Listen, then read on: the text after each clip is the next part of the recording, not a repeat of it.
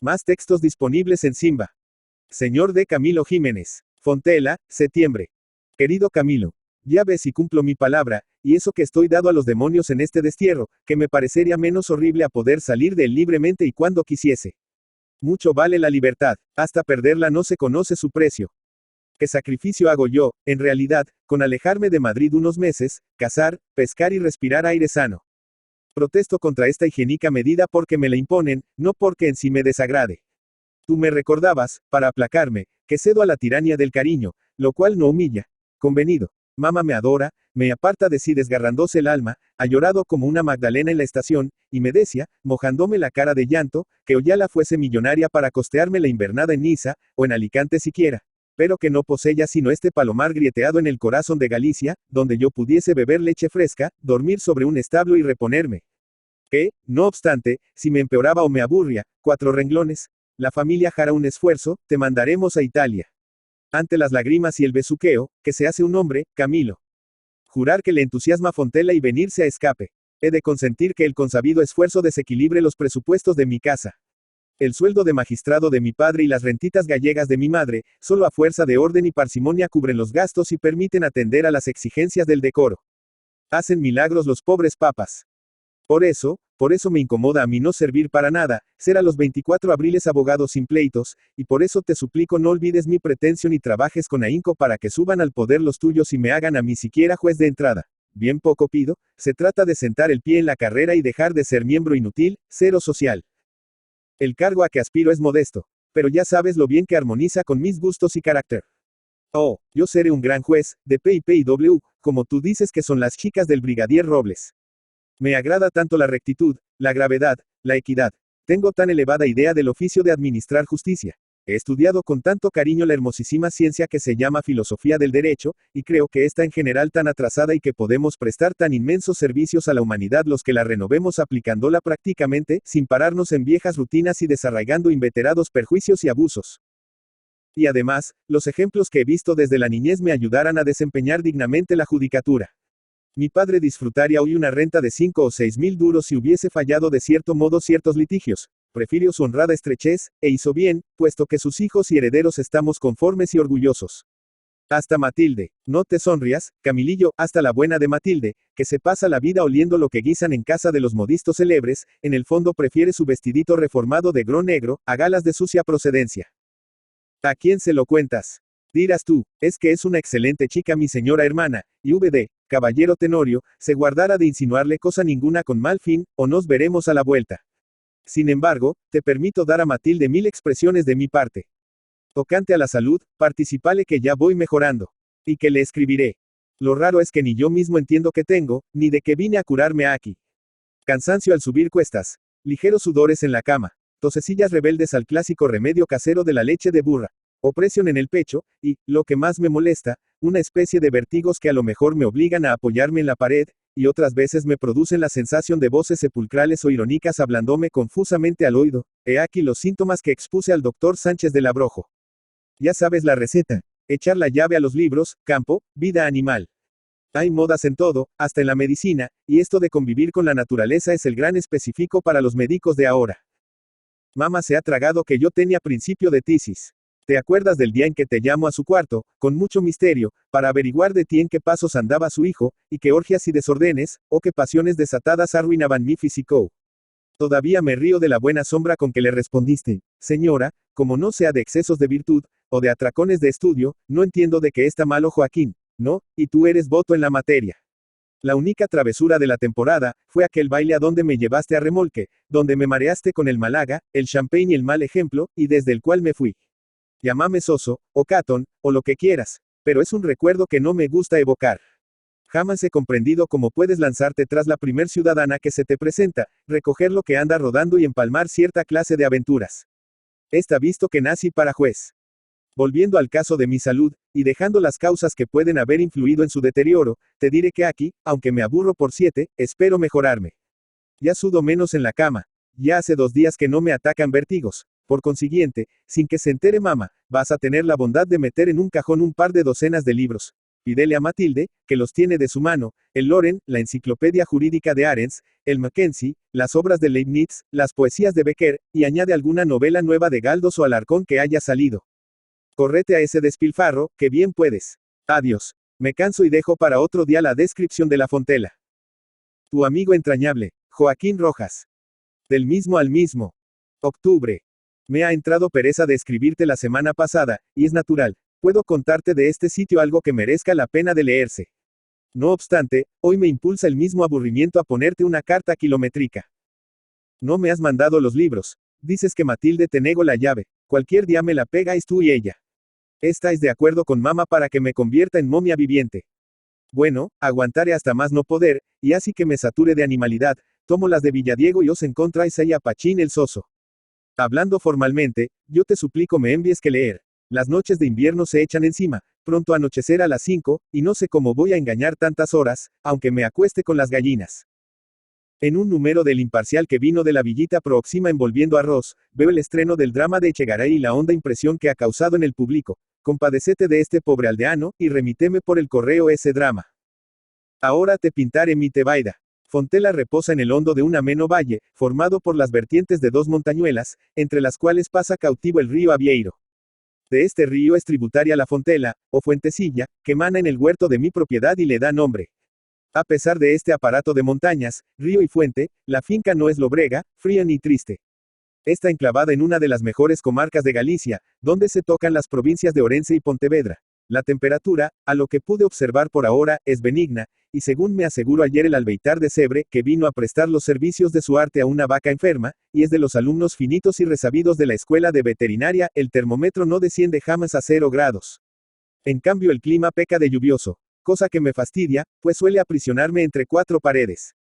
Mucho siento hacerme caro, pero necesito de toda necesidad un buen impermeable, díselo a mamá. La villa de Cebre, situada a 3 leguas escasas, es el lugar habitado que tengo más próximo. Componece esta villa de 2 calles y media, una iglesucha tamaña como un cobertizo, un mesón donde remuda tiro la diligencia y una destartalada casa, cuartel de la Guardia Civil. A 5 leguas, por el atajo, yace Pontevedra. A veces pienso en montar hasta Cebre, meterme en el coche de Linea, y pasarme en Pontevedra una semana. Luego reflexiono, ¿para qué? No conozco allí a nadie, el teatro está cerrado. Vistos los 2 o 3 edificios que lo merezcan, me pasearía por las calles hecho un tonto, aburriéndome más que aquí. Renuncio a las expediciones. A todo esto, aún no he descrito el palacio y jardines de mi real sitio. No ha debido ser mala, inillo tempore, la casa, construida a principios del siglo pasado por un bisabuelo o tatarabuelo de mi madre. Como la mayor parte de las casas solariegas de aquí, tiene la escalera a la parte exterior, y se entra al piso alto por una larga solana o balcón corrido, mientras el portalón de abajo, que domina una piedra de armas, da ingreso a la bodega, lagar, cuadra y establos. El piso alto, que es el habitable, consta de salón, cocina ancha y semiconventual, y un par de dormitorios en que caben 3 salitas como la nuestra de Madrid. Por supuesto que todo se encuentra en lastimoso estado. La solana, desde donde se goza la deleitable vista del río, está alfombrada de habichuelas extendidas a secar, y en la esquina hay un montón de enormes calabazas. La sala se ha convertido en granero, y amenaza hundirse bajo el peso de ingentes montones de centeno y trigo, que muy a su sabor recorren las ratas. Y en mi dormitorio había depositado la chica del casero cosecha de peros y manzanas tan abundante, que su fragancia no me dejaba dormir y hubo de retirarlas al cuarto contiguo. Lleno ya de patatas y chiribias. Excuso decirte que en las ventanas de la casa no se encuentra un cristal sano, y que las golondrinas, que ya se fueron, anidaban en las vigas del salón. Yo, para evitar el frío, tengo que vestirme con las maderas cerradas, a la luz que se filtra por las rendijas. Es verdad que se filtra bastante, y aire también. Ya vestido, abro la ventana y entra con los rayos del sol la alegría del cielo puro, o con las nubes una tranquila melancolía gris, que tiene su encanto, por ser muy característica de esta región. He reparado, los aburridos lo reparamos todo, que suelen las nubes oscurecerse y agruparse a la parte del noroeste, sobre un manchón o soto de magníficos castaños. Comprenderás por lo dicho que la casa, más que vieja, se encuentra abandonada y se resiente del olvido en que la tienen sus dueños. La cal se ennegreció, y las vigas y pisos oscuros, que empiezan a apolillarse, aumentan el aspecto desolado de las habitaciones. Lo más curioso es ver aún esparcidas por estos destartalados aposentos algunas reliquias de opulencia señorial. Mi cama, por ejemplo, es salomónica, primorosamente torneada, incrustada de bronce, con monumental copete y dosel altísimo, de donde cuelgan pingajos de damasco ayer rojo y galón ayer dorado, Es mueble que si se restaura quedará precioso, y cuando yo tenga un real y muchos cuartos lo compondré para ofrecérselo a mamá. He descubierto también unos bancos de respaldo pintado, una mesilla de tijera que acuerda al rey que rabio, y una purísima en cobre, tan encubierta por el polvo, que solo adivine el asunto viendo blanquear la media luna. Del estado en que se hallan estos tesoros juzgarás si te digo que mi cama, antes que yo llegase, servía para tender castañas y nueces. Los colchones son prestados, creo que del cura. Sospecho que hasta mi venida, la familia del casero se permite a dormir y vivir en el piso alto, bien distante de imaginar que ningún Rojas Leicesterbase nunca el Pacífico goce de su morada. Desde mi invasión se refugiaron abajo, no sé si en el lagar o en la bodega. No he querido averiguar en dónde, porque necesito hacerme violencia para no mandarles que suban otra vez. Me consta que a Papa no le agradaría, pues me encargo que me diese a respetar y guardase mi posición, no familiarizándome con los caseros. Pero tú, que conoces mis principios, adivinarás cuánto me mortifica saber que a mi lado respiran 4 o 5 seres humanos irracionales como yo, amontonados en un lugar sombrío, húmedo, entapizado de telarañas, sin sabanas ni colchones, y al abrigo de una cuba vieja. Porque yo creo que dentro de las cubas vacías duermen todos, chicos y grandes. Aquí, antes del Oidium, se cogía mucha cosecha, y hay cubas monumentales que hoy no se usan. Las alfombraron de paja, y como Diógenes el cínico. En tan extraños lechos presumo que duermen el padre, vejete marrullero, fisonomía inmóvil, ojillos relampagueantes de malicia, Maripepa, la hija mayor, que contara sus 20, la pequeña, como de 8, el niño, de 5, y el mozo de granja, un bárbaro, exento del servicio militar por faltarle el pulgar y el índice de la mano derecha, que el mismo cego con la hoz. ¡Qué promiscuidad! Dirás tú y dirá cualquiera. Así viven. Como las bestias en el establo, peor quizás. Paso a los jardines. Se componen de un cuadrado de coles, otro de patatas, un maizal que ahora está en rastrojos, y unos cuantos manzanos, perales y cerezos. En materia de flores, ya te contaría Matilde que no pude enviárselas disecadas porque no existen, a no ser tojos amarillos, malvas y unas campanillas blancas bien chiquitinas. Cuando cese de llover, bajaré a las orillas del río a ver qué tenemos de bueno por allí y si es posible coger alguna trucha. Me convendría variar el menú, que se compone invariablemente de un caldo, un cocido y un asado de carne con patatas. Creo que Maripepa no sabe más condumios. Es verdad que por la mañana me tiro al cuerpo un vaso de leche. ¿Qué vaso de leche, chico? Esto es beber leche. Una leche mantecosa, fragante, rebosando la suave crasitud de la nata. Un desayuno digno de un rey. Al despertar sudando y molido, porque esta máquina no quiere acabar de arreglarse, pero no se lo digas a los papas, aquel vaso de leche me vuelve el alma al cuerpo. A las 7 en punto entra Maripepa, y cla. Me bebo mi vaso, mejor dicho, mi escudilla o cunca de barro del país, que no nos honramos con otra vajilla más preciosa. Ya que he puntualizado lo que me sucede aquí, hasta lo más tonto, justo es que me enteres de lo que por ahí ocurre. Hablo ya en el Ateneo Gutiérrez Pelado. Gusto. Volvieron Ernesto y su novia de Andalucía. Publico Lena sus ilusiones fugaces. Le han dado algún palo los críticos. ¿A qué altura estás con la rubia del Retiro? Lo pesco Matilde. Y de política, que vengan los tuyos. Amén, pero por turno pacífico, sin pronunciamientos. España necesita un poco de paz, si ha de reponerse. Me repugnan las explosiones brutales, hasta las más justificadas en su origen. A ti, en cambio, te entretienen. Dichoso tú, no te faltará diversión. Adiós, no te empereces, y escribe.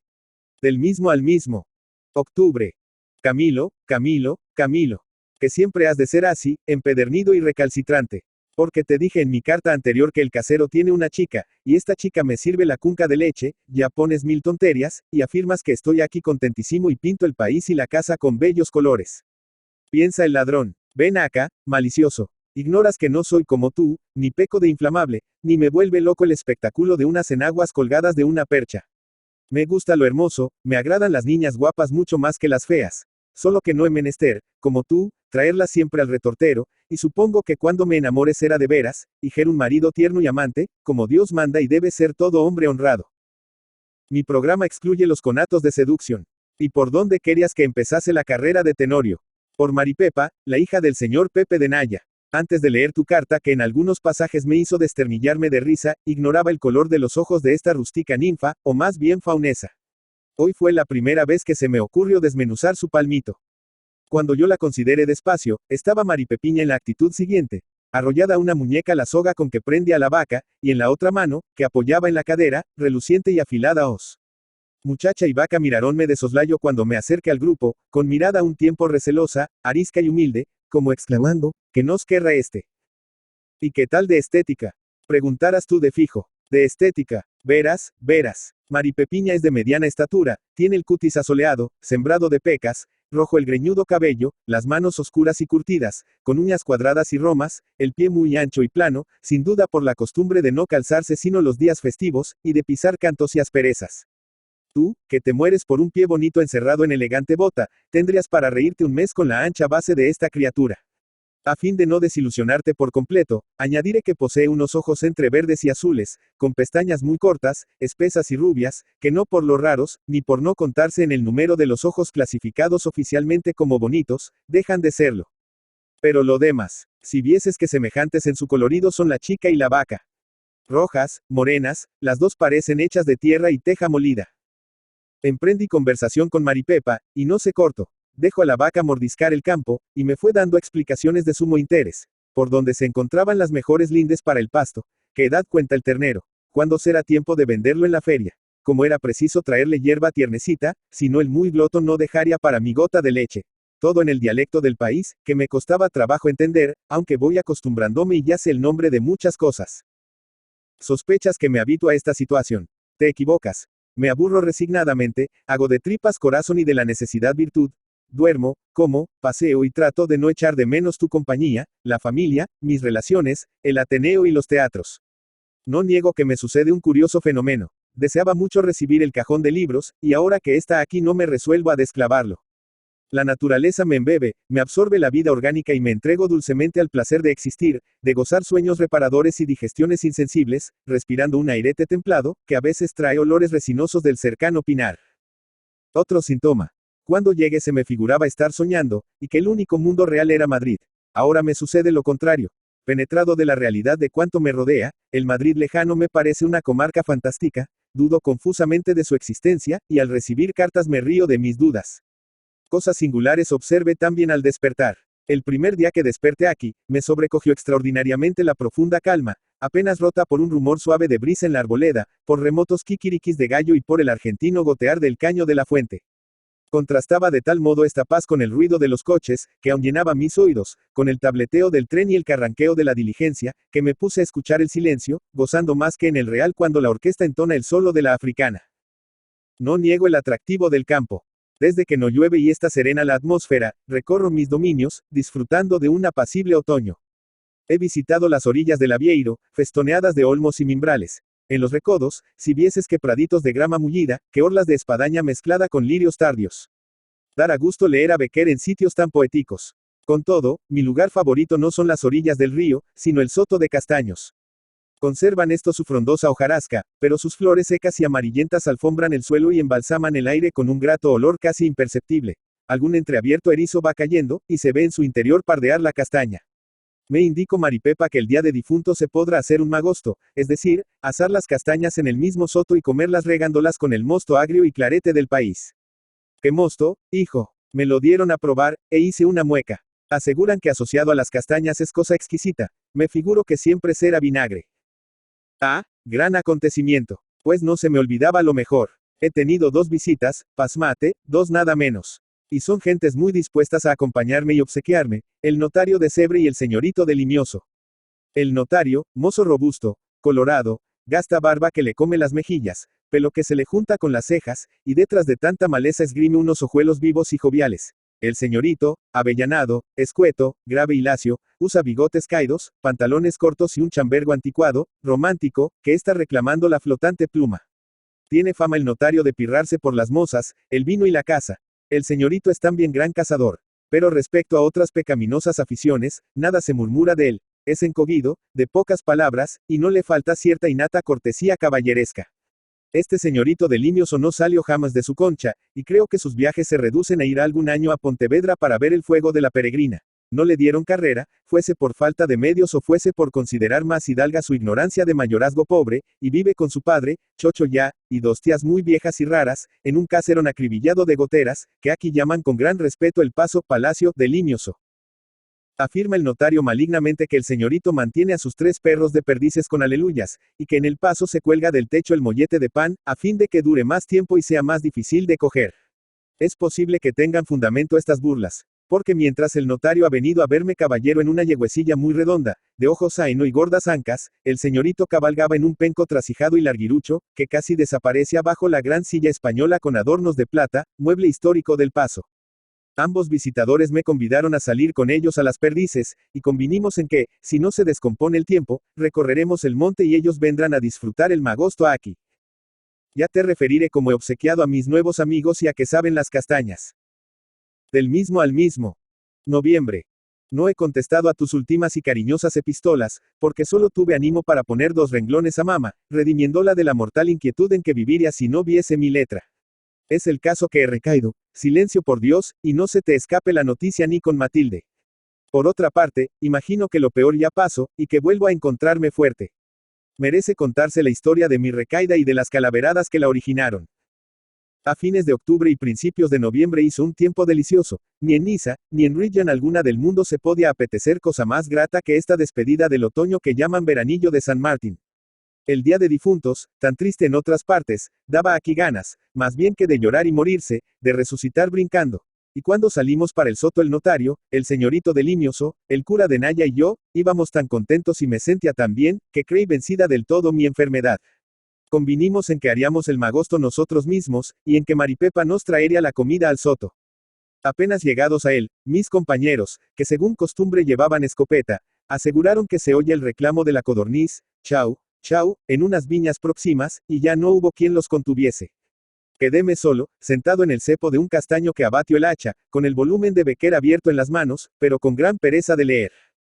Me distrajo ver cómo hacía Maripepa los preparativos del magosto, juntando ramas y hojas muy secas y reuniéndolas en montón en un claro del soto, donde el sol había requemado y dorado la hierba y el musgo.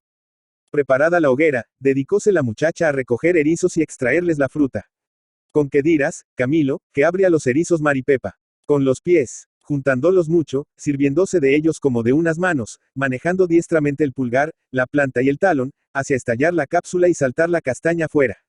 No comprendo por qué milagro las púas del erizo no se le clavaban en la carne. Es verdad que antes de abrirlo lo prensaba y estrujaba con un valiente talonazo. Reíme de tan peregrina faena, y la chica se rió también, enseñando entre sus labios gruesos unos dientes para dar envidia a los que padecemos del estómago. Intenté sepultarme en la lectura de Becker, pero a poco, incitado por la quietud rumorosa del bosque, el sereno regocijo del cielo y las idas y venidas de Maripepa, tiré el libro y me consagré a ayudarla, haciendo torpemente con las suelas de las botas lo que ella a maravilla con la recia planta del pie. Compadecida de mi ineptitud, me dijo que en vez de abrir erizos recogiese castañas de los ya abiertos, quedándome solo con la gorda del centro y desechando las 2 mezquinas que suelen flanquearla. Y aquí me tienes de bruces, cogiendo castañas, limpiándolas con la manga y echándoselas a Maripepa en el delantal. En semejante actitud me encontraron mis compañeros, que volvían locos de gozo con una codorniz y 2 o 3 pajarillos asesinados. Soltaron la carcajada al verme, y me levanté algo confuso, alegando el aburrimiento y la soledad en que me dejaban. Cruzaron entonces miradas maliciosas. El notario guiñó el ojo izquierdo hacia Maripepa, dando un codazo al cura. El cura hizo ademán de tocar las castañuelas, y el señorito contempló de reojo, sonriendo, sus desmayados bigotes. Burlate de mí, me puse frenético, de manera que no solo tú, sino también estos majaderos, me juzgan capaz de abrazarme en la hoguera del magosto. Porque te juro, Camilo, que las miradas, el guiño, el codazo, la pantomima y la sonrisa fueron, en su género, de lo más crudo y franco posible. No necesitaban traducción ni comentarios. Como Maripepa se había marchado a buscar la comida, aproveché la ocasión para desahogarme, y con gran sorpresa mía, solo conseguí aumentar la broma y las risotadas. No les pude hacer comprender que la honra de una chica que lleva a pastar las vacas y abre erizos con los pies, vale tanto como la de una emperatriz, y que la perla de la virginidad no pierde su hermosura por abrigarse en la concha de una cuba vacía, entre las telarañas de una bodega. Sin embargo, es cosa bien clara a mis ojos. Hasta el cura me daba la razón a medias, solo en el terreno especulativo. Ante Dios todas las almas son iguales, y no hay distinción de categorías, decíame festivamente, pero en la práctica vemos que la educación, lo que se aprende desde la niñez, la costumbre, influyen de un modo notable en la conducta y en el aprecio que el mundo nos otorga. Parecióme de componenda la teoría, y protesté algo enojado. La llegada de los manjares me forzó a desarrugar el entrecejo y atender a mis deberes de anfitrión. Qué gustosa es una empanada de cebre, fría, comida sin mantel ni trinchante. Pues y las patatas cocidas, escarchadas en una corriente de aire, sobre un cesto de mimbres. El notario había traído su morena, bota capaz de 12 o 15 cuartillos, y la empinábamos por turno, rociando el banquete con tragos de vino del Avieiro, muy análogo al Burdeos común. Entretanto, Maripepa, arrodillada, activaba la hoguera del magosto, soplando con toda la fuerza de sus carrillos, mientras el notario, echando cerillas, las aplicaba a las hojas secas, que ardían chisporroteadoras. Así que el fuego se apoderó de las ramas y éstas se convirtieron en brasa encendida, las castañas comenzaron a estallar, y Maripepa a meter intrépidamente los dedos en la lumbre, sacándolas una por una y ofreciéndomelas después de limpiarlas a su justillo. Empezó el mosto agrio a correr, y sus efectos hilarantes a percibirse. Hasta se le desató la lengua al señorito de Limioso con tan alegre vinillo, y asusado por el notario armó discusión con el cura sobre política. Yo pensaba que los dos andarían conformes, que si quieres. El señorito recibe el siglo futuro, el cura está suscrito a la fe, y entre mestizo y nocedalino, pidalero y cesarista, se pusieron de oro y azul. Al cura se le sofocó y arrebató hasta la piel de la corona. Al señorito parecía que se le enderezaban los bigotes, a guisa de espolones de gallo de combate. Lo gracioso fue que ambos apelaron a mí para dirimir la contienda, y yo no sabía qué decirles ni ellos me dejaban hablar, tales estaban de acalorados.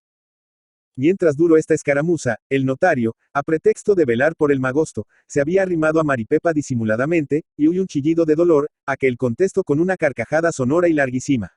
Me levanté furioso para contener a aquel mozo desvergonzado, y vi a Maripepa de pie, con una manga de la camisa remangada hasta el hombro, mirando tristemente la señal roja del bárbaro pellizco, en actitud algo parecida a la de un perro a quien pegó su amo. Por señas que es admirable que Maripepa tenga los brazos blanquísimos, teniendo la mano tan oscura. No sé qué le dije al notario, sin descomponerme, pero con gran energía, que vino con las orejas gachas a sentarse en un tronco y a comer castañas por vía de consuelo. Yo también me harté de tan indigesta fruta, y mi estómago quedó fatigado y embutido. No obstante, atribuyo la recaída, más que al magosto, a la casata de pocos días después. Quedamos en que ellos pondrían los perros, el vino, las municiones, la casa, y yo la comida solamente. Ya el día empezó mal para mí, pues me hicieron madrugar. Era noche cerrada cuando alborotaron el patio los ladridos del chonito, del pistón y de la jineta, y apenas blanqueaba la aurora cuando bajé vestido, y temblando de frío, a recibir a mis huéspedes. Parecían tres facinerosos, con el sombrero de anchas alas, la canana, el morral y la escopeta.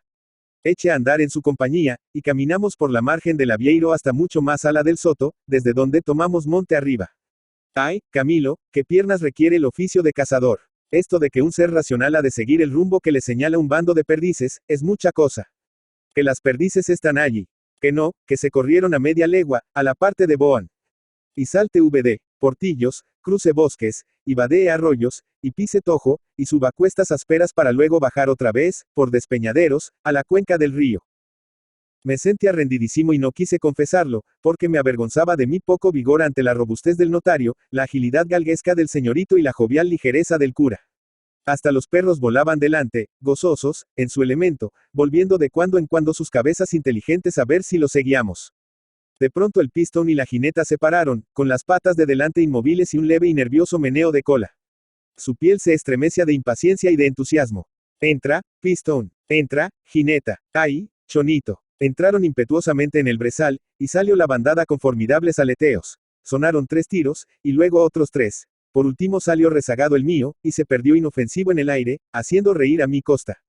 Los canes portaban las víctimas, desviando delicadamente sus dientes blancos para no deshacerlas, y aquí de las exclamaciones, un pollo. Un pollo. Esta es una vieja, un macho viejo, y los cazadores apartaban con los dedos la abigarrada pluma, palpando la carne gruesa, tibia aún con un resto de calor vital. Gracias a Dios, murmuré para mi sayo cuando nos recogimos a una robleda donde nos aguardaba la comida, y, sobre todo, el reposo. Maripepa y Manuel, el mozo de granja, nos esperaban allí. Entregamos a Manuel la casa por aligerar los morrales, y él nos mostró con aire de triunfo un objeto que pendía de sus 3 dedos sanos, y que al pronto me pareció un haz de helechos, hasta que vi entre las dentadas hojas verdes asomar unos cuerpos de pez argentados y húmedos. Truchas soberbias, truchas de las famosas del Avieiro. Manuel explicó que las había cogido tempranito, al rayar la aurora, por medio de la nasa, especie de cesto muy hondo. Con la alegría de verla se me quitó el cansancio, y ordené a Manuel que fuese por unas parrillas a la rectoral de Naya, que estaba a un tiro de fusil. Al oírme hablar de parrillas, Manuel se encogió de hombros, se eclipsó, y volvió a poco rato trayendo una ancha losa de pizarra que tendió en el suelo, y alrededor de la cual puso rama de pino, mucha rama, prendiéndole fuego después. Así que la rama ardió y se hizo brasa, coloco encima de la candente pizarra las truchas, que empezaron a asarse lentamente, soltando su grasa finísima. ¡Qué buenas estaban! El más exigente gastrónomo se chuparía los dedos. Con la golosina de las truchas comí bien, y al volver a ponernos en marcha para buscar otro bando de perdices que debía encontrarse, según noticias, en un escarpadísimo barranco, cátate que empieza a caer llovizna menuda y a cerrarse la tarde en niebla, y yo, bastante desabrigado, a experimentar la penosa sensación del frío sordo y penetrante, que se nos cuela hasta los huesos. La terca lluvia no cesaba, y estábamos a legua y media de Fontela, y no me defendía, como a mis compañeros, una especie de coleto de badana, ni unas polainas de cuero. Llegué tiritando a casa y me acosté yerto. A poco se declaró la calentura, y aun creo que el delirio, por lo menos la incoherencia en el hablar. Yo me agitaba, quería destaparme, y después me quedaba postrado. Así corrieron 2 semanas. He conocido en esta ocasión que aquí es la gente muy buena y cariñosa. No sabes la compañía que me hicieron por turno el notario, el señorito y el cura. Me trajeron al médico de Cebre, viejo practican que me recetó friegas y sudorificos, que diría Sánchez del Abrojo si tal supiese. Y trabajo me costó impedir que el notario, a puros refregones, me arrancase la piel. A falta de los amigos, Maripepa me asistía, velaba y daba bebistrajos y medicamentos ridículos, un huevo muy batido con azúcar y disuelto en leche, agua hervida con miel, 1000 porquerías. Me acostumbraron mis enfermeros a jugar una partida de tresillo para entretener el forzoso encierro de la convalecencia, y todas las tardes lo jugamos en la mesa de la cocina, cerca del fuego del hogar, escuchando el ruido pausado de la lluvia y el medroso silbido del viento, pues ya el veranillo pasó y reina la invernada más húmeda y nebulosa que imaginarte puedas. Por no interrumpir la animada partida, sacamos el caldo del pote con nuestras propias manos, y cenamos al amor de la lumbre sin dejar de jugar. ¿De qué se habla? Generalmente, del codillo de Solo. Que se mamó el cura, o de la bola que le cortaron al señorito con el caballo de bastos. A veces, de perdices, de codornices, de ferias o de política. El notario es agastino, porque tiene un tío que recibe de Sagasta instrucciones electorales. El señorito y el cura ya sabes de qué pie cojean. Yo, que aspiro solo al progreso y bienestar de España, les sermoneo a todos, y todos se ríen de mis utopias. Te diré con franqueza que si por algo me desagrada esta tertulia campestre, es por ciertos desmanes del notario con Maripepa. No puede la pobre muchacha entrar en la cocina sin que la hostigue, la arrincone y la persiga de 1000 maneras indecorosas. Si los deberes de la hospitalidad y la gratitud que en el fondo me merece este gaznapiro no me atasen las manos, le daría una lección de la cual le quedase memoria. ¿Cómo he de consentir que a mi vista ofendan a una mujer, siquiera sea la más humilde? Con la lengua defiendo a Maripepa calurosamente, reprendiendo las feas acciones del notario. Más es predicar en desierto, porque la idea de que en Maripepa hay algo acreedor a respeto no arraiga en el obtuso magín de este don Juan de Aldea. Puede que tú también te rías viéndome metido a Redentor, considera, antes de mofarte de mí, que aparte de mis principios humanitarios, le tengo ya a Maripepa cierto cariño desde que me asistió tan asidua. Por señas, ya que de esto se trata, que me sorprendió mucho la indiferente familiaridad con que me presto toda clase de servicios. Yo bajaba la vista por instinto cuando me mudaba las sábanas, o las estiraba, o me arreglaba el colchón. Y ella tan tranquila, sin entornar siquiera sus pupilas verdosas. Será verdad que el pudor es relativo y depende de la posición social que ocupamos y de la educación que nos dieron. Me inclino a pensarlo, porque esta chica me trato con más desahogo durante mi mal, me cuido con menos escrúpulos que mi hermana o mi propia madre. Y sin embargo, al través de su tosquedad, parece inocente y mansa como el ternerillo que zagalea. Noticia a todos que estoy mejor, es decir, bien, y que mañana o pasado les escribiré largo y tendido. Del mismo al mismo. Diciembre. Preguntas por mi salud. Magnífica, chico. He echado carnes, mi barba se cierra, mis piernas se fortifican, y vas a dignarte decirle a mamá que es razón sacarme de aquí, sino he de enfermar otra vez de murria y fastidio. Se acerca una época que me inunda el corazón de nostalgia, las Navidades. ¿Quién no aspira, en Nochebuena, a cenar rodeado de su gente? Sepultado en el rincón de un valle, en el fondo de Galicia, yo me consumiré ese día clásico, y pensaré tristemente en los que me echan de menos. No respondo, Camilo, de no plantarme en esa el día 24. Con qué placer celebraríamos la Nochebuena, yo restablecido, con el nombramiento de juez en el bolsillo, y tu declarado novio oficial de Matilde. Mis padres, aunque temen algo a tu mala cabeza, estiman tu corazón, saben que eres chico listo y de porvenir, y no aspiran a mejor yerno. Pero eres incasable, está visto. Has de tropezar con una moza traviesa que te haga ver lo blanco negro. No te digo más, porque es algo desairado el papel de casamentero de mi propia hermana, Maxim no teniendo hasta un ochavo de dote. Odias imitar mi prudencia, y dejarme en paz con la chica del casero. Supongo que, después de saber que rabio por tomar el portante, no reincidirás en la chistosa bromita de que estoy prendado de esta ternera, como tú le llamas. Maldita la falta que hace estar prendado de nadie para profesar y sostener principios de elemental justicia. ¿Qué significan entonces nuestros ideales democráticos, si hemos de aprovechar la primer coyuntura favorable de escarnecer al pueblo en lo más digno de veneración, en la mujer indefensa y expuesta por su misma inferioridad a todo ultraje? Hay cobardía como abusar de criaturas poco más conscientes que el ganado. ¿No es Maripepa un ser humano, un semejante que excita mayor interés por lo mismo que carece de escudo social? Comprendo, Camilo, todo lo que se haga en ciertos sitios, en ciertos bailes y con ciertas mujeres.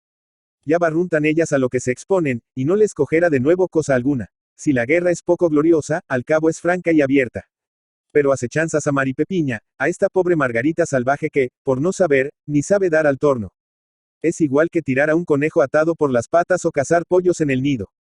No se subleva tu generosidad natural con solo pensar que yo lo consintiese a mi sombra y bajo mi techo. Me indigno semejante proceder, y más en el notario, que al cabo no tiene la disculpa de juzgarse, como el señorito de Limioso, investido de una especie de poder feudal sobre las mocitas de la comarca. Es verdad que el notario se lo arroga, en virtud de los manejos de su tío, el sagastino cacique, y te aseguro que bajo el cetro de papel sellado de estos tiranuelos locales vive harto más oprimido el paisanaje infeliz que en tiempos de horca y cuchillo, pendón y caldera. Da ganas de reír tu acerto de que me inspira celos el notario. Celos de Maripepa, y de ese pedazo de atún. Cuánto nos vamos a divertir este año en el retiro, acordándonos de tales simplezas. Mira, no te olvides de instar a Papa para que me levanten el destierro. Tengo verdaderas saudades de Madrid, es decir, no sé si son de Madrid precisamente, el caso es que las tengo. A medida que mis pulmones se saturan de aire puro y vital, parece que se me achica la respiración del alma y que me ahogo por dentro. Ansio no sé qué, doy largos paseos sin objeto ni fin, o me estoy horas y horas sentado en el poyo de piedra debajo de la solana, sumido en una especie de ensimismamiento raro, que debe ser rezago de la enfermedad. A veces salto del poyo, y por no saber cómo esparcir la sangre, trato de escalar la solana. Y no estando muy hecho a este género de habilidades, a poco me rompo la crisma estrellándome en el patio. Figúrate si me hierve el cuerpo en impulsos de actividad, que anteayer ayude a Maripepa a cegar, por entretenerme. La vi salir con la hoz y un aire tan animoso, que me dio envidia, y la seguí al prado. Es cosa muy linda el prado, sobre todo en este tiempo, cuando su frescura y color alegre contrasta con la desnudez de los árboles y la aridez del terreno labradio. Un prado es la infancia de la vegetación, y sin que uno sea borrico, ni mucho menos, la hierba convida a tenderse, revolcarse y palpar amorosamente su suave tez de felpa. Me tendí, pues, dejándome resbalar por el leve talud, mientras Maripepa esgrimía el arma de las druidesas y apañaba. Es el término técnico, todo el verde posible. Al fin me resolví a servirle de algo, y estuve a punto de llevarme media mano con la hoz, que corta como navaja de afeitar. La chica se rió de todo corazón, pues nada le divierte tanto como mi torpeza en cosas rústicas. Me arranco el instrumento, y pronto tuvo reunido un haz de hierba que coloco sobre su cabeza. Apenas se le veía la cara entre aquel marco de verdura, y al andar la rodeaban las hojas y tallos que iban soltándose y cayéndose, y quedaba en pos de ella un rastro de briznas de plantas, de simiente de gramíneas, de florecitas menudas. No dirás que no te doy la razón poetizando a Maripepa. El asunto merece a un acuarelista que lo fijase en el papel. Se me figura que parte de este desasosiego mío, de este no saber cómo matar el tiempo, a la vez que lo engaño con las mayores niñerías y futilidades, consiste en que los tresillistas me han abandonado, aprovechando estos días apacibles en sus correrias y casatas, que ya no me atrevo a compartir, escarmentado por el mal suceso de la primera. Si no me escabullo antes, en enero estoy convidado a la famosa feria del 6, en Cebre. El notario jara el gasto, y por no llevarnos a su casa de soltero, que la tendrá sabe Dios cómo, nos obsequiara en la fonda. Debe ser cosa buena la fonda de Cebre. Contéstame a escape, dándome siquiera esperanzas de que saldré de aquí. Creo que el mar político se encrespa y la balanza se inclina del lado de los tuyos. Seré juez, y hay del notario fullero o del cacique tortuoso e inicuo que me caiga por banda. Del mismo al mismo. Enero. Sí, ha llegado mi nombramiento. Sí, no te acuse recibo. Sí, me hago el muerto, y lo que es peor, deseo estarlo hace algunos días. Ya soy juez, Camilo. Amarga ironía de los acontecimientos. La justicia humana se pone en mis manos el día en que más merezco caer en las suyas. ¿Y acaso en las de Dios? Camilo, si eres amigo mío de verdad, si quieres un poco a mi hermana, por ambos afectos te suplico seas discreto y reservado y no reveles a papas ni a nadie de este mundo palabra de lo que voy a contarte, porque necesito desahogo, y ya no sé callar más, y porque quiero que me aconsejes. Tú sueles ver más claro en asuntos de la vida práctica, aunque yo poseía, quiero decir, un fuerte instinto de rectitud moral que en cualquier conflicto me dictaba resoluciones dignas de mí. Entrar en detalles y referiré cómo se encadenaron sucesos que acaso explican, sin disculparlas, mis locuras. Maldita sea la feria de Cebre. Escucha, verás cómo empezó la broma que tan cara me cuesta. La mañana del día 6 me vestí y acicalé para ir a Cebre, poniendo algún esmero en mi aliño, porque tras de una larga temporada de campo, en que el aseo se descuida y se anda sin corbata ni camisola, gusta volver por los fueros del hombre civilizado, y se experimenta cierto placer al cortarse las uñas y atusarse el pelo. Vestido ya de pies a cabeza, cabalgué en el jaco que me traía Manuel, y salí al camino. Estaba la mañanita fresca, y yo, sintiéndome sano y fuerte como nunca, respiraba con placer el airecillo picante, y conocía que empezaban a enfriárseme los pies en los estribos.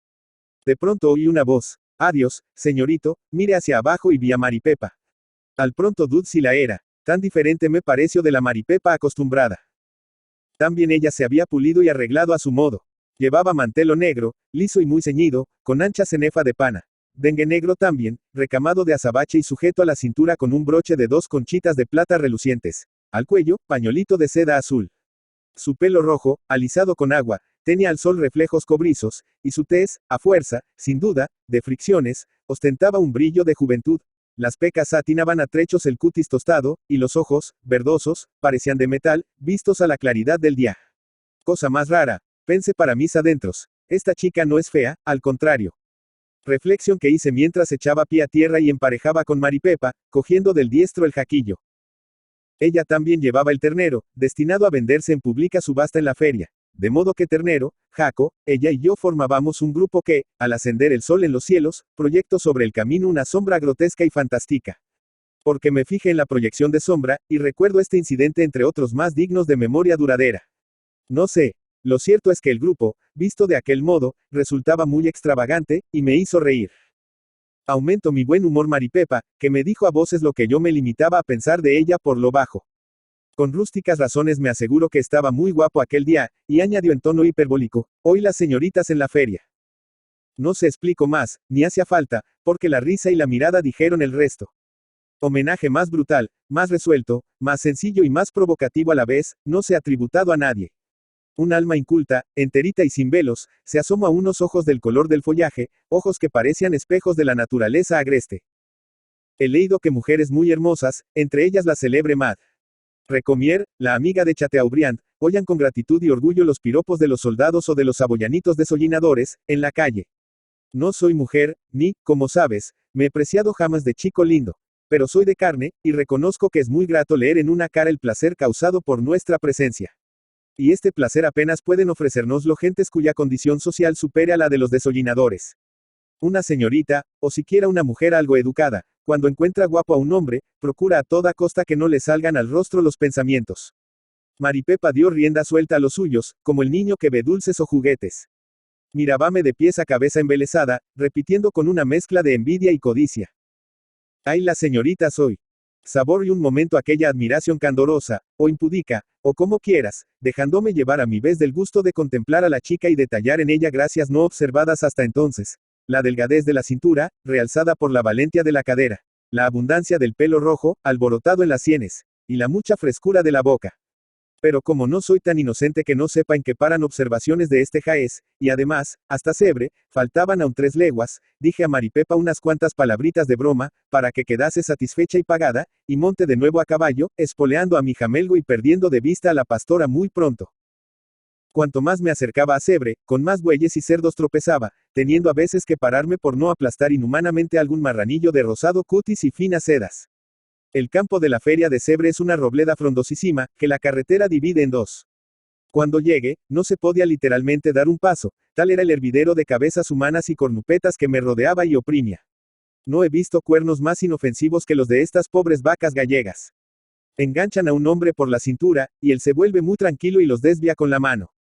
Sin embargo, como estaban tan apiñados, las astas y la gente me oponían una muralla casi infranqueable, y ya renunciaba a pasar, cuando vi de lejos al notario y al señorito haciéndome señas. Guié hacia la izquierda, y conseguí salir a sitio de más desahogo. En un redondo campillo, donde clareaba la robleda, nos pusimos a pasear, después de que un chicuelo se llevó mi rosin para buscarle acomodo. Empeñóse el notario en darme de refrescar inmediatamente, y trajo de su casa, próxima al campillo, una botella de tostado, vino de pasa muy estimado aquí, y unas rosquillas exquisitas, que se conocen por melindres. Entre el mosto y el tostado se compondría un vino racional, pues lo que a aquel le falta de azúcar, le sobra a este, bien que se asemejan en carecer ambos de alcohol, razón por la cual el tostado embotellado suele volverse, al cabo de algunos años, una bola de azúcar. No sé por qué te cuento tales menudencias. Creo que los detalles del día fatídico se me incrustaron en la memoria. Además, hace muy al caso referir todo lo que me dieron y pudo contribuir a embargar mis potencias. Sin tener exceso de alcohol, el tostado me alegró y me infundió cierta animación desusada. Presentóme el señorito a 3 o 4 señoritas que se paseaban por allí en pelo, con flores en la cabeza y vestidos que me parecieron, no sé explicar el porqué, anticuados y pretenciosos. Antes de mi presentación, las señoritas reían a carcajadas y se peliscaban unas a otras, pero la llegada de mi madrileña persona les echó un jarro de agua, y quedaronse como en misa. Trate de reanimar su buen humor, envidiando de veras el tuyo, que me vendría de perlas allí, esfuerzos inútiles. Las niñas creyeron interesado su amor propio en aparecer graves y espetadas, y me preguntaron por las bodas de la princesa de Baviera y otras menudencias cortesanas, como si yo fuese gentilhombre de casa y boca y anduviese metido en trafagos palaciegos. Mi empeño de traer la conversación a un terreno más actual y menos elevado, solo consiguió que languideciese. Y después de convidar a rosquillas a aquella aristocracia Montes, nos apartamos del grupo, no sin que el notario me diese al codo repetidas veces, señalándome maliciosamente a una de las señoritas, que tenía voz gruesa y presencia varonil. Vagamos por la feria, admirando alguna yunta de bueyes superior, algún marrano de desmesurados lomos y corto y enroscado rabo, son los preferidos, y alguna vaca gran lechera. No se nos pegaron moscas de caballo, ni nos picaron tabanos, por ser invierno. Pero nos empujaron sin compasión, oímos las disputas y el regateo encarnizado, y como iba aburriéndome más de la cuenta, oí con gusto la noticia de que era hora de comer. Entramos en la fonda por la cocina, llena de gentío y ruido, con piso de tierra, y nos dieron arriba la mejor habitación, una salucha independiente, donde nos sirvió una moza sucia, desgreñada y fea, a quien el notario acribilló a bromas como suyas. Si estuviese yo de humor de descripciones largas, te diría la brutal abundancia del banquete, la compacta sopa de fideos azafranados, el cocido monstruo, con sus moles de tocino y carne y sus chorizos derramando por las brechas de la tripa roja grasa, el asado de lomo capaz de mantener a un regimiento, el océano de papas de arroz, dándote a conocer asimismo el plato clásico de las ferias, el pulpo curado y cocido, tras del cual se chupan aquí los dedos. Y no dejaría de divertirte si te refiriese nuestra conversación, donde entre bocado y bocado averigüe los fastos de las señoritas de la feria, y supe que la gruesa monta caballos en pelo y tiene a prevención el revólver debajo de la almohada, por si asaltasen ladrones el solariego Palomar, mientras la chiquita es poetisa y hace versos a los estudiantes que pasan las vacaciones en Cebre, lo cual sugirió al notario y al cura, entre mil tonterías, algunas agudezas que me hicieron reír con toda mi alma. Más lo que importa a mi cuento, es que el notario trajo de su casa hasta media docena de botellas de tostado, que aunque suave y dulzón, unido al vino común, al ruido, a la risa y a los cigarros, me produjo inexplicable aturdimiento. Sentí crecer en mí la vida orgánica, y me vi libre de la eterna presencia del pensamiento, compañero serio y moderador al fin. Puse los pies sobre la mesa, me eché atrás en la silla, declame y cante algunas canciones de zarzuela y trozos de ópera, todos tiernos y apasionados. Porque quítale el freno de la reflexión a un muchacho de mi edad, y claro está que se desborda el torrente amoroso que, más o menos aprisionado, ruge en el fondo de todas las almas. Si la Maritornes que Servia tuviese rostro humano, creo que le abriría los brazos. No los brazos, pero una ventana, abrió el cura, y el fresco empezó a calmarme y a recordarme que tenía que volver a la Fontela antes que anocheciese del todo. Vi el cielo gris, y me pareció que amenazaba lluvia. Yo me había venido sin el impermeable. Al punto envió a su casa el notario por una prenda que aquí se usa mucho, la capa de paja.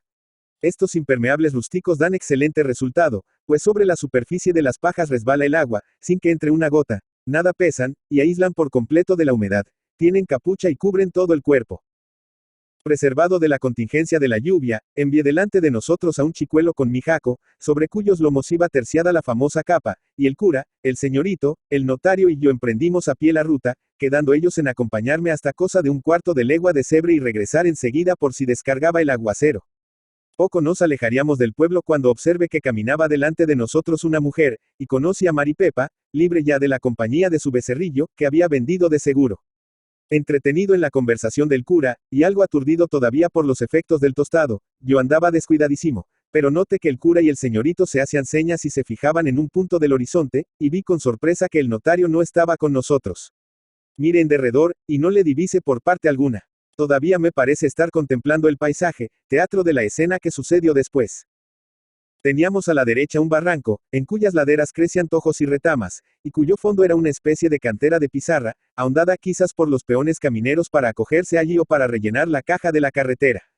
A la izquierda oscurece a sus sombras un pinar, plantado enteramente a orillas del camino, y del cual no separaba tan solo la zanja de una cuneta poco profunda. De este pinar, a 10 pasos de distancia, oí salir gritos, bárbaras risas, el trajín de una brega, algo como la corrida de una res por entre la hojarasca y la maleza tupida. Oírlo y lanzarme al lugar de la escena para mí invisible, fue simultáneo casi. Desví arbustos, cruces zarzales, que me arañaron las piernas, y hallé en el mismo lindero del bosque a Maripepa, lidiando con el notario a brazo partido, protegida por los troncos, que le servían de parapeto, trinchera y burladero. Sin vacilar me precipité a defenderla, cogiendo del cuello de la americana al agresor y obligándole a hacerme cara. Pero el demonio, o el tostado, que será lo más cierto, le impulsó a descargarme una valiente puñada en la mandíbula izquierda, que me dolió, no allí, sino en el alma, con dolor desconocido hasta entonces. No era aquello un bofetón, ni por el propósito, ni por el hecho, mas, al fin y al cabo, era la diestra de un hombre en mi rostro, y todos los instintos bárbaros y cruentos, de los cuales he abominado 1000 veces en mis lucubraciones filosóficas, que he maldecido y anatematizado en nombre de la razón, se despertaron como una jauría, y me aullaron dentro con feroces aullidos. Sin acordarme de la diferencia de fuerzas físicas, arrojóme al notario, y él, echando fuego por ojos y mejillas, se abrazó también conmigo. Maripepa entretanto gritaba, y yo oía sus gritos como en sueños, porque solo atendía a saciar el repentino arranque de mi rabia.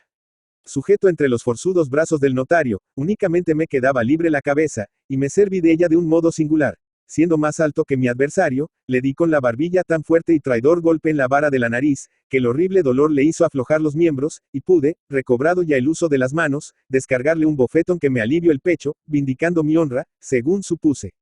La vindicación me apagó los instintos bélicos, y salí corriendo a la carretera. Tras de mí, a manera de jabato perseguido, salió el notario. El señorito y el cura se metieron entre los dos para evitar que se enredase el lance. Al señorito todo se le volvió a exclamar, consternado. Señores, señores, don Joaquín, a sosegarse, a sosegarse. Es que el señor me, murmuraba con ahogada voz el notario. Su lengua, trabada por el vino y la cólera, no acertaba a pronunciar más palabras. Su ademán de reto me trastornó la cabeza, y deshaciéndome de los brazos del cura, fui derecho a mi adversario. Este tenía la corbata torcida, saltado el botón de la camisa y más encrespadas que de costumbre las cerriles guedejas. Estaba tan feo, Camilo, que me olvidé de que era un semejante. Temí sus brazos de oso, su fuerte musculatura, la vergüenza de una derrota. Me bajé y más pronto que la chispa eléctrica, cogí una piedra, quedándome con ella oculta en el hueco de la mano. El cayó encima de mí como una pesada mole, y me impulsó al borde del barranco. Sentí acortárseme el aliento bajo la presión de sus vigorosos músculos, y recibí en la nuca una recia contusión. Descargué la mano donde pude, hiriéndole, según creo, en la clavícula. Se desplomó y rodó a tumbos hasta la cantera, empedrada de fragmentos pizarrosos. Me quedé entonces súbitamente sereno, asombrado de mi victoria. Mi diestra se abrió soltando el arma, en mi entender homicida. Mis ojos dilatados registraban la cantera. Ya el señorito, medio a gatas, ayudado por su pericia de cazador, bajaba al fondo. Expuesto a matarme lancéme tras él, y el cura no siguió buscando una veredilla practicable. Mi víctima yacía de bruces, y tuve un momento de miedo y agonía, porque su postura era como de cadáver y su completa inmovilidad autorizaba la conjetura de la muerte. Pero al acercarme, al levantarlo, percibí su agitada respiración, el oso casi gruñía. Estaba imponente, con sus ojuelos cerrados, su negra barba llena de polvo y astillas de pizarra, su traje roto y manchado, y la poca epidermis que solía verse de su rostro y que siempre aparecía rubicunda y florida, más pálida ahora que la de un difunto. No obstante, fue inmensa mi alegría al cerciorarme de que alentaba, al incorporarle y ver que se tenía de pie sin fractura de miembro alguno, al oír de sus labios, que se abrieron languidamente, estas frases inverosímiles. Usted me ha de perdonar, don Joaquín. Un pronto lo tiene cualquiera. No se moleste, me sostengo bien yo solo. Allí. Te juro, Camilo, que no invento palabra. Las primeras de aquel bárbaro fueron así, ni más ni menos. Puedes estar seguro de que no pongo ni quito un ápice. Él allí, lo dio llevándose la mano a la clavícula, donde de fijo le mortificaba una horrible magulladura, dolorosísima por ser en parte semejante. Si yo tuviese al notario por un gallina, no me sorprendería su conformidad. Lo raro es que he visto a este hombre dar indicios de valor, y he oído contar de él batallas electorales que prueban que no es manco. Me explique tan extraña su misión, o por el molimiento de la caída, o por la injusticia de su causa, que le abatió el ánimo. El caso es que el orgullo de verme victorioso sin ser homicida, el placer de subyugar a un contrario que tiene 10 veces más fuerza que yo, la novedad de la situación, dado mi carácter pacífico, todo ayudó a infundirme gozo y vanidad, sin que pensase en los recursos, no muy leales, a que debía el triunfo. Empecé a preguntar a mi vencido adversario, con insultante protección, si se había hecho mucho daño, y dónde le dolía. Saqué el pañuelo y le sacudí la tierra y los fragmentos de pizarra que tenía pegados al cabello y a la ropa, y mientras, ayudado por el señorito y el cura, subía trabajosamente del barranco a la carretera, yo trepé solo, animado, hecho un cid. Y la doncella, origen del formidable paso de armas. Dirás tú, mire a todos lados y no la vi, ni rastro de su persona. Supuse que había huido aterrada con la presunta muerte del malandrín Follón. Este notó mi ojeada circular, y con sonrisa entre resignada e irónica, me dijo en voz flaca todavía. No se apure, don Joaquín, no se apure, que parecerá la chica.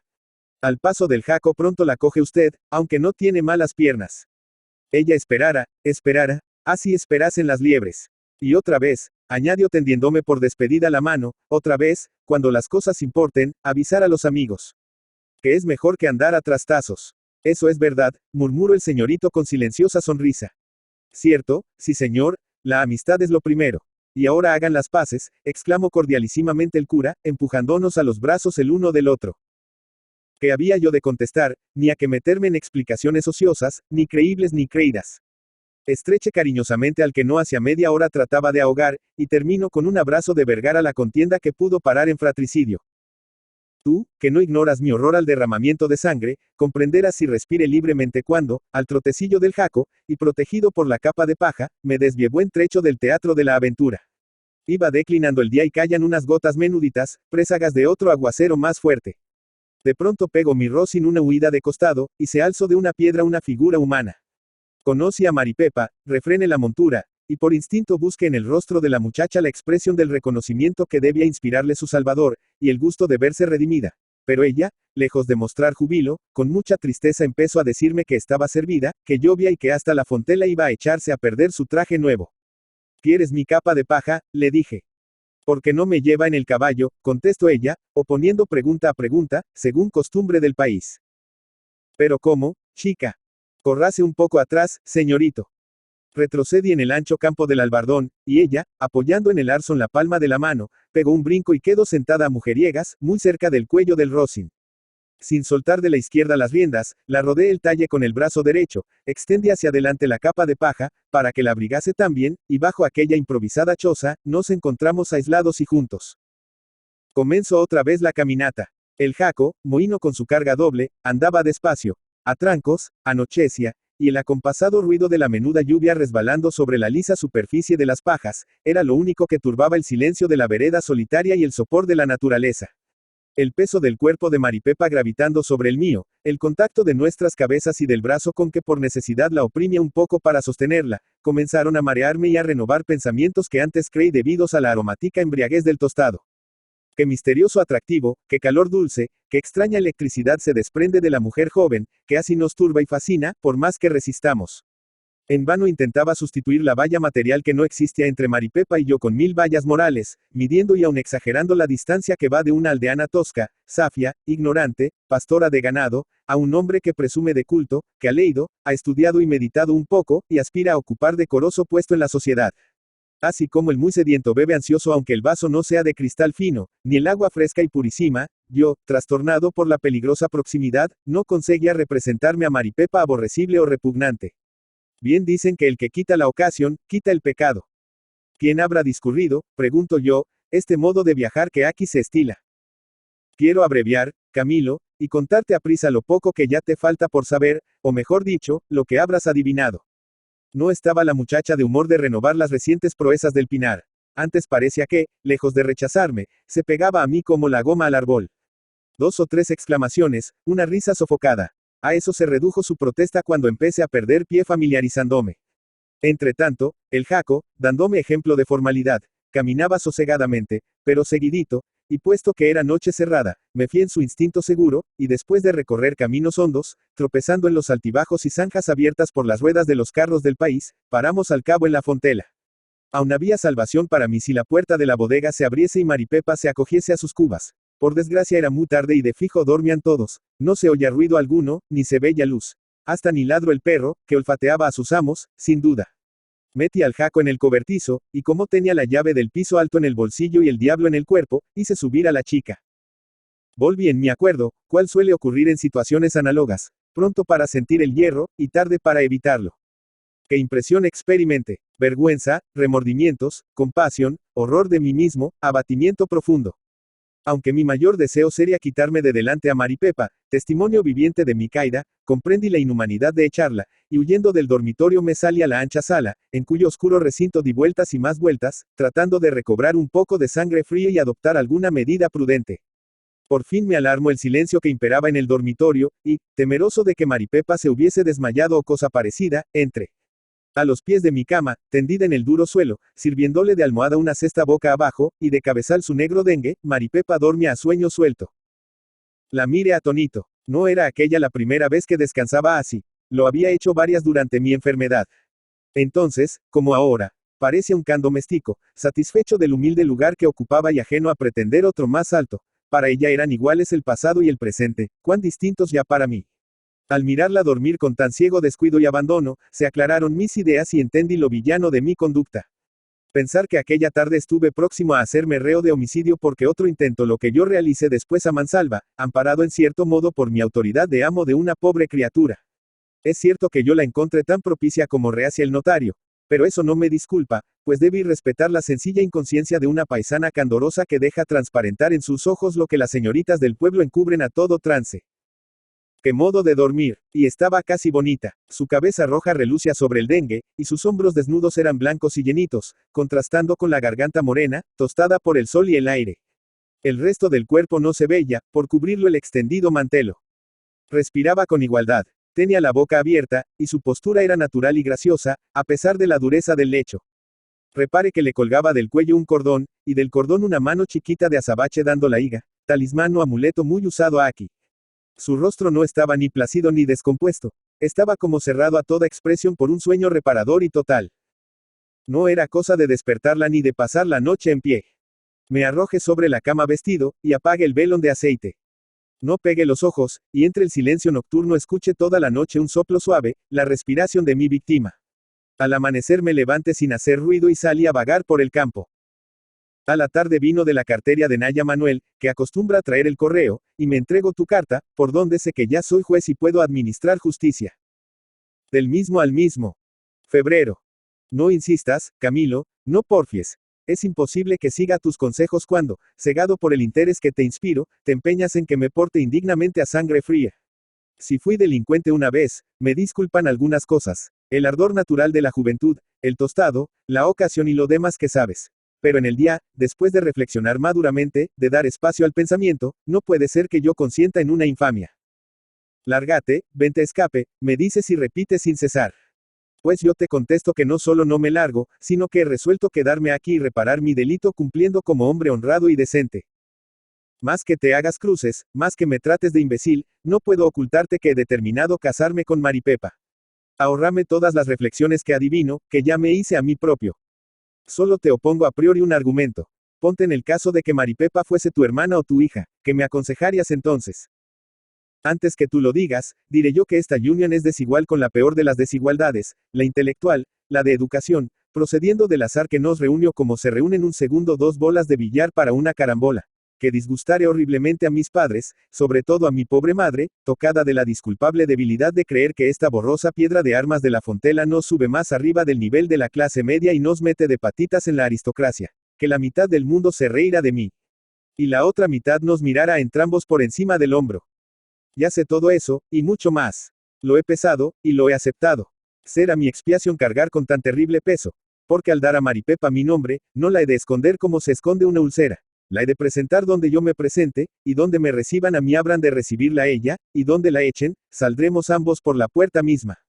Me arrojo a perpetua lucha con mi familia, con la sociedad. Adelante, lucharemos, Camilo, sobranme fuerzas para luchar con el universo, no con mi conciencia acusándome de la más fea alevosía.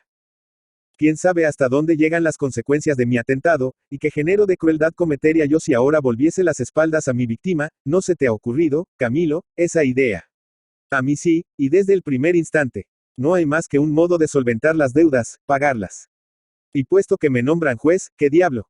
Lo menos que puedo hacer, es empezar a administrar justicia en mi propia jurisdicción. Lo más difícil de mi tarea serán dos cosas: convencer a Papas y educar un poco a Maripepa. Esta flor silvestre, que he pisoteado en momentos de alucinación, está pidiendo cultivo. Me consagraré a dárselo, así derroche toda mi paciencia en el fastidioso oficio de pedagogo. Respecto a mis padres, si algo me quieres, si algo puede contigo una súplica mía, empieza a prepararlos mañosamente, a dorarles la píldora, si cabe oro en píldora tan gruesa y amarga, y a inculcarles la rectitud que leite en el fondo de mi desusado proceder. Jamás me atreveré a escribírselo redondamente. Conviene que vayan acostumbrándose poco a poco. A Matilde, que es buena, dile tú que le ruego encarecidamente no se burle ni se avergüence de su cuñada, si no quiere hacer sufrir mucho a su hermano.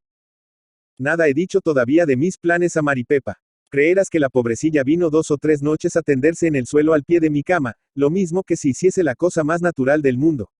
Algo tembloroso y sin saber qué decir, la envía a sus cubas. Me pareció que iba triste, pero no enojada. Me miro con candida sorpresa, y yo no pude menos de prodigarle algunas caricias. Lo dicho, prepara a mis padres, y entérame de lo que vayas adelantando. Del mismo al mismo. Febrero. Que estoy enamorado, ciegamente enamorado. No diré tanto, no, pero se me figura que voy interesándome un poco, justa recompensa de mi conducta. Si aborreciese a Maripepa, haría lo mismo que pienso hacer, no lo dudes, solo que, naturalmente, me costaría más trabajo. La chiquilla se muestra tan dócil, se me arrima tan cariñosa como un perro manso, me escucha con tal atención y me obedece con tal pasividad, que mi alma, que no es de bronce, va ablandándose, y no me ruborizo de quererla. De noche sabes que la envío a su bodega, pero de día correteamos por el campo. No le consiento que vaya descalza. Le he dado dinero y le han traído de Cebre zapatos a pares y medias morenas y gordas. Empiezo a civilizarla por los pies, y no es lo menos difícil. Así y todo, cuando tenemos que atravesar charcos o trepar por altos, vallados y portillos, Maripepa da al diablo el calzado y reniega de las medias. En el soto, ella me busca setas comestibles, me trae plantas que yo diseco para enviar a Matilde, recoge leña menuda, y así que Liaelás, se viene a tumbar en la hierba y apoya la cabeza en mis muslos. Le revuelvo el pelo con los dedos, calculando qué efecto hará esta crin roja cuando Maripepa se vista de seda negra, modestamente, como conviene a la esposa de un juez. Llegar a Maripepa a ser una mujer medio presentable. Quisiera comenzar por el principio, enseñarle a leer y escribir, pero, ¿quién pone escuela en medio del monte? Ella me escucha gustosa cuando le explico, lo mejor que puedo, algo de los usos y costumbres del mundo que no conoce. Veo, sin embargo, en la tenaz oscilación de su cabeza, en la dilatación de sus pupilas verdes, un vago asombro incrédulo que no sé cómo disipar. Maripepa se cree un juguete en mis manos, se presta al juego, pero no se deja embobar tomándolo por lo serio. Piensa que le digo todo al revés, que la engaño, que me divierto con ella. No se enfada, porque juzga que solo sirve para eso, para entretenerme un rato. Más ni logro persuadirla ni hacer que se dedique a ningún estudio formal. Un día, con un palito aguzado y poniéndole el modelo, le hice trazar letras sobre una peña entapizada de musgo. Llegó hasta la H, y no hubo quien la hiciese pasar de ahí. Le chocó la forma de la H, y estuvo haciendo H's un rato, después de lo cual alegó que no sabía, que no podía, que se cansaba. Y fue imposible convencerla ni sacarla de su salvaje obstinación. Como hay un lenguaje que los dos entendemos, aunque lo hablamos de distinta manera, se distrae uno en las lecciones y falta la constante voluntad de aprender en el maestro y en la alumna. Además, la naturaleza es cómplice de esta falta de energía para el estudio. Nos vamos acercando a marzo. Días hace que en los linderos embalsaman el aire las violetas. Un hálito templado corre a veces por el bosque. Las aguas del río se estremecen blandamente, y a mí el corazón me da involuntarios saltos de alegría. Me encuentro tan sano, tan fuerte con esta vida silvestre y libre. La comida frugal me sienta tan bien. La respiración y la circulación son tan normales y concurren tanto al bienestar del cuerpo. La conciencia del deber cumplido me llena de tal modo el alma, que me entrego sin reparo a una felicidad inexplicable, instintiva, solo turbada por el pensamiento de lo que dirán mis padres y la idea de que tú no acabas de resolverte a indicarles cuánto pasa. Solo los días de lluvia me abato un poco. Maripepa me agrada más por los montes, ágil como una cabra, en contacto con el aire y el sol, que en la cocina o en el banco, a mi lado, pero aburrida, sin saber qué hacer de las manos y acabando por dormirse de bruces sobre la mesa. No hay de qué tratar, se acaba la conversación y viene el fastidio inevitable. Así es que procuro aprovechar el buen tiempo y gozar de la primavera cuando apenas asoma. Voy con Maripepa al prado, al pastoreo. La veo amasar el pan de maíz, coger leña para el horno, y aun cavar la huerta y arrancar y trasplantar la legumbre. Solo me opuse a que trajese un haz de tojo. Verle cortar los espinosos troncos, cogerlos con la horcada, hacerse tal vez 1000 heridas, me sublevo. Valiéndome de mi autoridad, dispuse que Manuel recogiese el tojo. Aquel día también recuerdo que le pregunté a la chica, Maripepa, ¿qué dirías si yo me casase contigo? Contestóme solamente, ¡ay qué señorito! Esta sencilla exclamación, y las inflexiones de la voz, acompañadas del mirar y del reír, me hicieron comprender que Maripepa creerá más fácilmente que el río Avieiro rueda vino, en vez de agua, que yo sueñe en darle mi nombre en los altares. Ni se le pasa tal cosa por las mientes. Para ella todo esto es una diversión, una especie de romería a que concurre, y en donde baila, sabiendo perfectamente que al otro día ha de volver a sus duras faenas y a su vida miserable. Lo que casi me da vergüenza decirte, es que, en mi concepto, el padre se ha enterado de todo y se hace el desentendido. Apenas le vemos, pues anda en labores distintas de las de su hija, y va mucho a Cebre a vender centeno al menudeo y a llevar vino a la taberna. Pero cuando por las tardes nos encuentra regresando de nuestras expediciones, su sonrisa parece más aguda y socarrona que de costumbre. Además ha venido, en 2 o 3 ocasiones, a pedir rebaja del arriendo, pretextando las malas cosechas, el cultivo cada día más caro y difícil, el aumento de precio de los jornales, el coste del azufre que se emplea en sanear las viñas, etcétera, etcétera. Le prometí escribir a Papa, y no lo hice. A fin de reparar mi deslealtad de algún modo, le he prestado 30 duros, un caudal para mí, con el comprar a unos bueyes. Mis ahorros de la temporada. Bien sabe Dios y sabes tú que en mi casa no se tiran, no se pueden tirar 30 duros.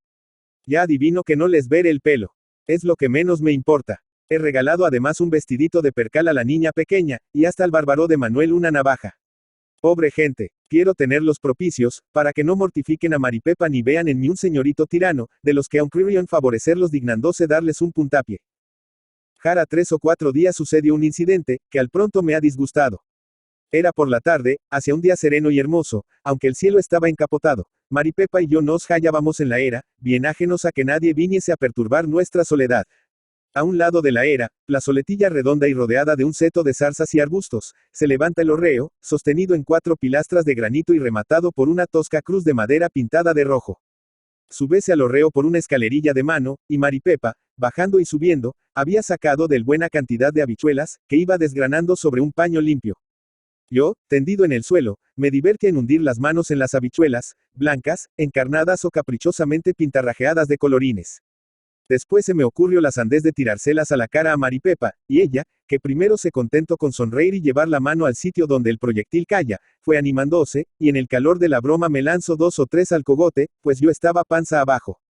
Medio me incorporé y le sujeté las muñecas, parando en abrazo lo que empezó bombardeo. De repente me quedé frío, porque de detrás del hórreo salió una figura negra, aunque juvenil. El cura. Le vi de improviso y comprendí que nos había visto tan bien, y que estaba entrecortado y burlón. Me puse de pie y le hice todo el agasajo compatible con mi turbación, que era grande. Hallábame realmente mudo y abochornado. Maripepa no sé, porque se aplicó a sus habichuelas. Me cogí del brazo del cura para disimular, y él empezó a darme disculpas de no venir en tanto tiempo a visitarme. Había tenido un catarro, había ido a Pontevedra a buscar un pintor que le pintase el retablo. Había hecho una novena. Yo le oía como en sueños, pensando en lo que pensaría él. Al fin, con una de esas resoluciones que solemos tener los tímidos, me lancé y abordé la cuestión de frente, narrándole todo lo sucedido y participándole mi propósito de reparar la cometida falta. Experimenté una especie de desahogo al confesarme así. Todo me animaba a ser franco. La profesión del oyente, su juventud, su carácter alegre y conciliador, su verdadera bondad infantil. Asombrate, Camilo. Esperaba del cura, no la absolución, que no iba yo tras ella, sino una palabra de estímulo, un caluroso apretón de manos, un bien, procede VD. Como hombre honrado, así me gusta. Si todo el mundo hiciese lo mismo, no andarían las cosas como andan. No soy insensible a la opinión de mis semejantes, y hasta donde cabe busco su simpatía. Además, parece que un sacerdote está obligado a alentar ciertas resoluciones, cuando no a inspirarlas. Pues asombrate, indignate, mira lo que hacen de la moral de Cristo estos ministros suyos. Mastico, entre burlas y veras, 2 o 3 frases que sonaban más bien a desagradable sorpresa que a otra cosa. Y después, con reposados meneos de cabeza y muchos golpecitos de la palma de la mano en el bolsillo del chaleco, me dijo que no me resolviese tan aprisa, que estas cosas deben mirarse y pensarse despacio, que al fin el casamiento es para toda la vida, que la prudencia es una excelente compañera, que las determinaciones precipitadas se lloran después, que ante todo le parecía regular consultar a mis padres en persona. Caso de querer dar un paso tan decisivo, y por último, que reflexionase. ¿Hay otro medio de reparar mi falta?, le pregunté. PSH, me replicaba él, falta, falta. Eso de falta, falta, sí, el diablo lo enreda, VD, es muchacho, ella rapaza, y el fuego junto a la estopa. Ya se ve, pero prudencia, amigo, prudencia, nada de determinaciones arrebatadas. No le ha de faltar tiempo para realizar ese acto de honradez que VD, dice. Poco pierde usted con esperar. Y su honra comprometida. Va, ya sabe VD, que aquí en las aldeas no es como en los pueblos. VD. Acompaña a una señorita, pongo por caso, va con ella 2 veces al paseo, la visita 3. Catalaya en lenguas de todos, y perdiendo, si se ofrece, una buena colocación. Pero estas rapazas, no señor. Lo mismo se casan teniendo una historia, que no teniéndola. En fin, dejo aquí, VD, no es ningún chiquillo. Piénselo. El egoísmo, la flaqueza humana, las transacciones hipócritas y cobardes con el deber hablaron por boca de este hombre, que debiera fortalecerme y predicarme la moral más austera y pura. Casi llegue que bochorno, a sonrojarme de mi leal propósito y a juzgarme un ridículo Quijote. Afortunadamente, así que el cura se marchó, me rehice y de nuevo templé el alma para seguir la línea recta. He decidido quitarme a mi propio todo medio de proceder mal, adelantando la boda. Camilo, valor, y anunciáselo definitivamente y sin rodeos a mis padres, pues es irrevocable mi determinación ya. Solo así, de golpe, se realizan ciertas cosas necesarias. Del mismo al mismo. Marzo, Pontevedra. Camilo, hoy sí que te escribo corrido y avergonzado, y lo hago para que al llegar a esa no me hables ya palabra del asunto y olvides el contenido de esta carta. A la menor guasa, al menor indicio de que quieres aludir a mi historia o burlarte de ella, dejaríamos de ser amigos para siempre. Lee, pues, estas páginas y rompelas, rompe o quema toda mi correspondencia de este invierno. Por la fecha de la carta comprenderás que ya no estoy en la Fontela. He venido aquí a tomar el billete para llegar a esa por la vía de Portugal. De modo que, 24 horas después de leer mis letras, me tendrás a tu lado y calmar el disgusto de mis padres, haciéndoles creer, cuento contigo para el caso, que todo fue una pesada broma que quise darte, y a la cual tú prestaste fe. Abreviando. Has de saber que una semana después de la venida del cura tuve aquí lo que menos pensaras, mascaras. Mascaras en la Fontela. Sí, mascaras. Era el domingo de carnaval, y estaba yo acabando de comer cuando sentí en el patio grandísima algazara, risas, brincos, prolongados toques de cuerno y repique de castañuelas y panderetas, y asomándome a la ventana, vi con asombro hasta media docena de mascaras. Se les conoce a que lo eran por unas groserísimas caretas de cartón y por ciertos detalles muy exagerados del traje que vestían, que no era otro sino el de los paisanos de esta localidad. Había 3 hombres y 3 mujeres, 3 parejas muy cogidas del brazo.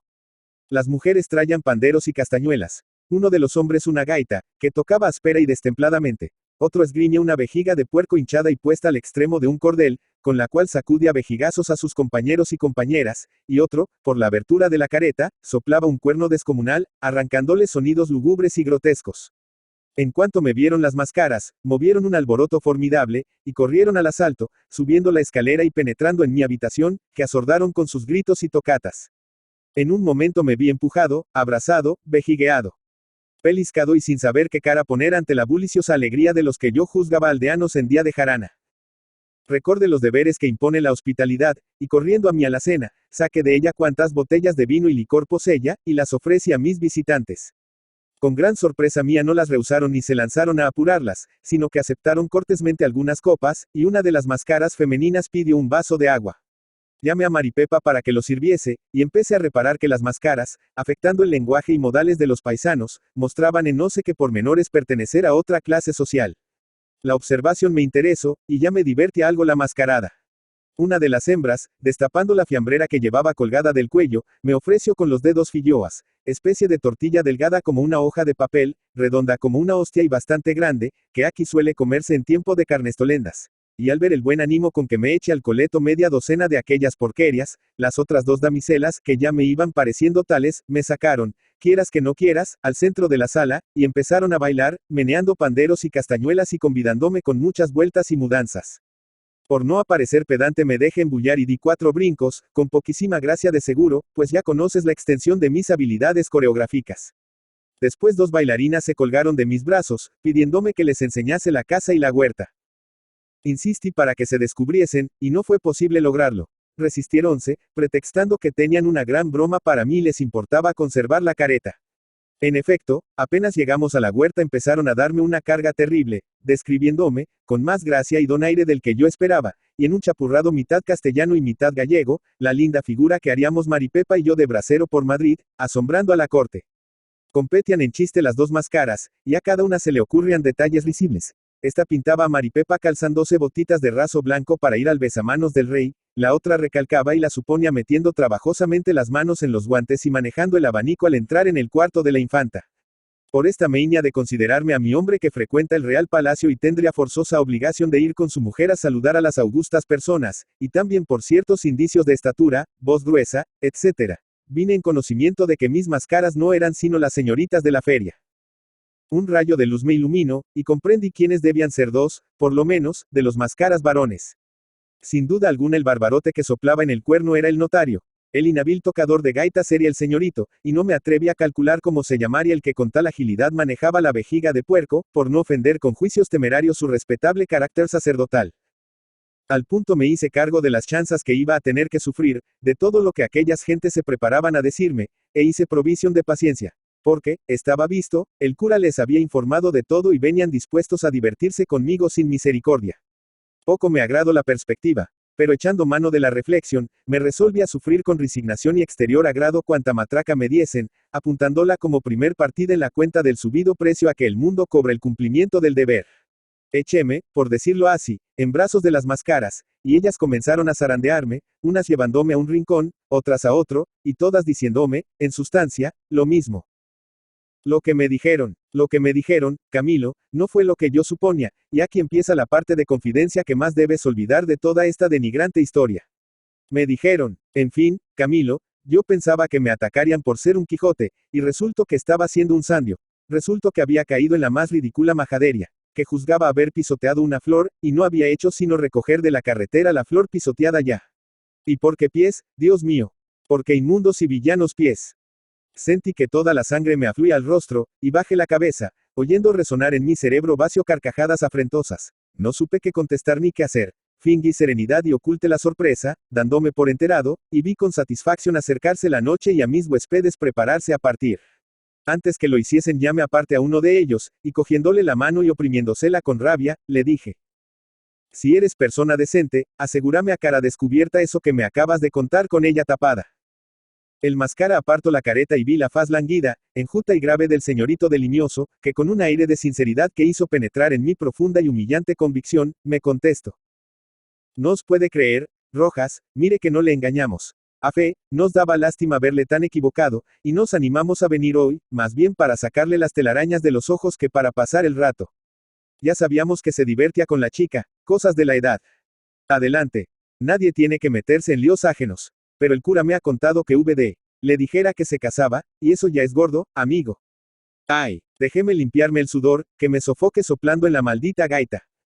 No obstante, así que la comparsa desfiló, entró en mi ánimo la duda. No podía ser aquello una cruel venganza del notario contra Maripepa. No podían estar de acuerdo todos para burlarse del señorito madrileño. Y, por último, para colmo de rubor, no sentía yo a Maripepa aposentada dentro de mi corazón, y no me traían los afrentosos celos, además de sangre a las mejillas, lágrimas de rabia a los candentes lagrimales. Tiré, pues, mis lineas, tendí mis redes, espere y observe. Me convertí en espía, me oculté y me envilecí hasta atisbar. Atisbar en un establo, detrás de un pesebre, recogiendo el aliento grueso y húmedo de la vaca, que rumiaba tranquila sus puñados de florida hierba. Cuán poco tiempo necesite para convencerme. Y yo me corría de que el notario me disputase a Maripepa. Ahora mi rival era Manuel, aquel bárbaro al cual la falta de los dedos de la mano daba un aspecto tan repulsivo. Salí de mi escondrijo deseoso de ocultarme, a ser posible, bajo 7 estados de tierra. Hice la maleta y dispuse que me ensillasen el jaco para la mañana siguiente. Al traerme algunos objetos que le pedí, observé que Maripepa lloraba, limpiándose con la manga de la camisa el llanto. No pude contener un impulso de ira. La cogí por los hombros, la sacudí y la increpé. Lo confieso todo, como la cosa más natural del mundo, llorando franca y apaciblemente. Manuel es su prometido hace 2 o 3 años. Si no se han casado ya, es que no hay cuartos para el grosero ajuar y la comida de boda. He desempeñado papel más lucido de lo que pensaba, pues realmente aquí el engañado fue ese bestia de Manuel.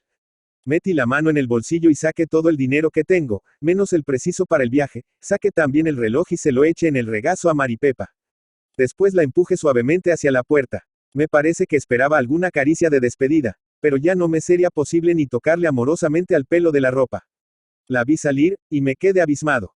¿Quién sabe lo que hubiera sido para mí esta mujer, nacida en distinta condición, educada no diré de otro modo, sino de algún modo? Tal vez la más leal de las esposas, de seguro una de las más amantes.